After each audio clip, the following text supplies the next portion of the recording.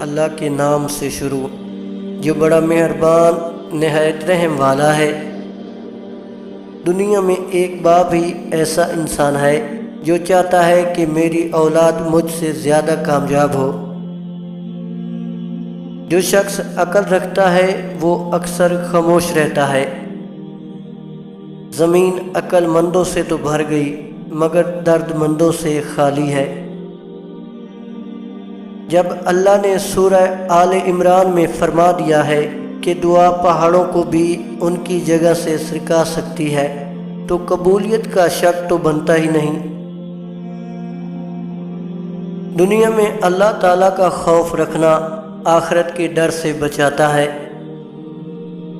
زندگی میں کچھ حادثے ایسے ہوتے ہیں جو سمجھا دیتے ہیں کہ ماں باپ کے سوا کوئی مخلص نہیں ہوتا۔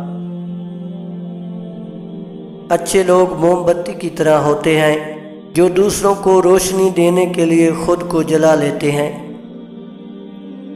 اللہ رزق کھول دے تو دسترخوان لمبا کر دو، دیواریں نہیں۔